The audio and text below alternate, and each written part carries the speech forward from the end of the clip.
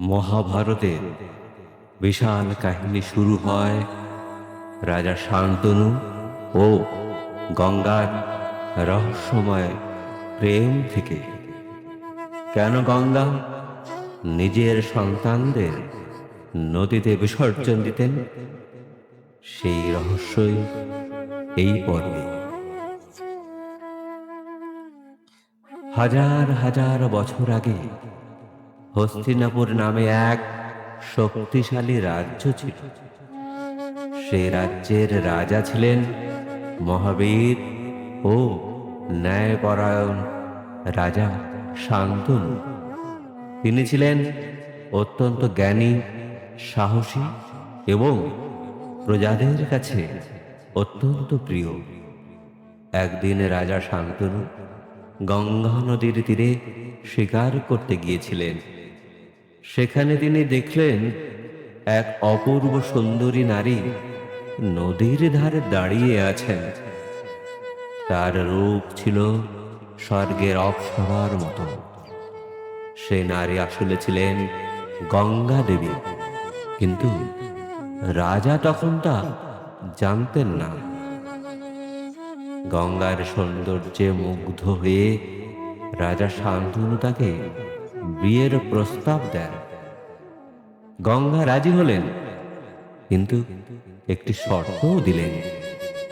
আমি যা করব তুমি কখনো আমাকে প্রশ্ন করবে না বা বাধা দেবে না।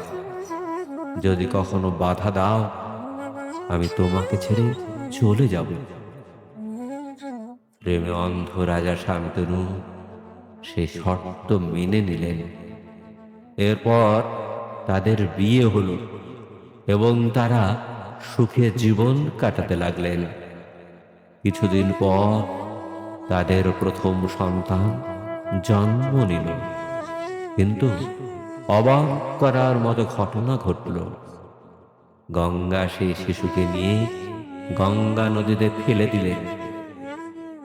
রাজা শান্তনু ভীষণ কষ্ট পেলেন, কিন্তু শর্তের কারণে কিছু বলতে পারলেন না। এভাবে একে একে 7টি সন্তান জন্ম নিল এবং গঙ্গা প্রত্যেককে নদীতে বিসর্জন দিলেন। রাজা শান্তনু হৃদয় ভেঙে যাচ্ছিল, কিন্তু তিনি নীরব ছিলেন। অবশেষে 8ম সন্তান জন্ম নিল। এবার যখন গঙ্গা সেই শিশুকেও নদীতে ফেলতে যাচ্ছিলেন, তখন আর রাজা শান্তনু নিজেকে সামলাতে পারলেন না। তিনি চিৎকার করে বললেন, এ কেমন নিষ্ঠুর কাজ!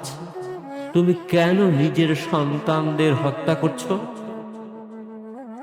শর্ত ভঙ্গ হওয়ায় গঙ্গা বললেন, রাজা, তুমি আজ আমাকে থামালে, তাই আমাকে এখন চলে যেতে হবে।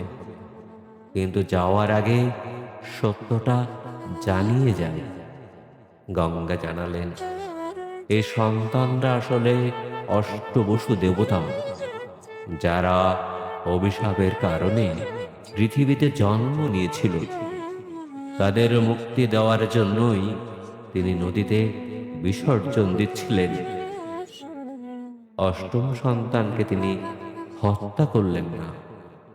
সেই শিশুকে নিয়ে তিনি চলে গেলেন এবং বললেন, সময় হলে আমি তাকে তোমার কাছে ফিরিয়ে দেব।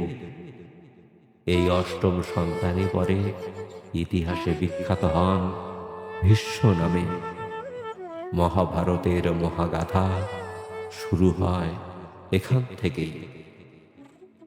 বহু বছর পরে গঙ্গা দেবী রাজা শান্তনুর কাছে সেই শিশুকে ফিরিয়ে আনলেন। সেই শিশুর নাম ছিল দেবব্রত। দেবব্রত অত্যন্ত জ্ঞানী, শক্তিশালী এবং বীর যোদ্ধা হয়ে উঠেছিলেন। তিনি যুদ্ধবিদ্যা, রাজনীতি ও ধর্মশাস্ত্রে পারদর্শী ছিলেন। রাজা শান্তনু তাকে দেখে আনন্দে আপ্লুত হলেন এবং তাকে রাজপুত্র ঘোষণা করলেন। দেবব্রত শুধু একজন যোদ্ধাই ছিলেন না, তিনি ছিলেন সত্য ও ধর্মের রক্ষক। কিন্তু ভবিষ্যতে তার একটি কঠিন সিদ্ধান্তই মহাভারতের ইতিহাস বদলে দিল। একদিনে রাজা শান্তনু নদীর ধারে সত্যবতী নামে এক মৎস্যজীবীর কন্যাকে দেখলেন। তিনি তাকে বিয়ে করতে চাইলে সত্যবতীর পিতা শর্ত দিলেন, সত্যবতীর সন্তানই হবে হস্তিনাপুরের ভবিষ্যৎ রাজা। এই কথা শুনে রাজা দুঃখ পেলেন, কারণ তখন উত্তরাধিকারী ছিলেন দেবব্রত। রাজাকে দুঃখী দেখে দেবব্রত নিজেই ঘোষণা করলেন তিনি কখনো রাজা হবেন না। শুধু তাই নয়, তিনি আজীবন ব্রহ্মচারী থাকার প্রতিজ্ঞা করলেন। এই ভয়ঙ্কর প্রতিজ্ঞার জন্যই দেবব্রত পেলেন নতুন নাম ভীষ্ম। শান্তনু ও সত্যবতীর দুই পুত্র জন্ম নিল, চিত্রাঙ্গদ এবং বিচিত্রবীর্য।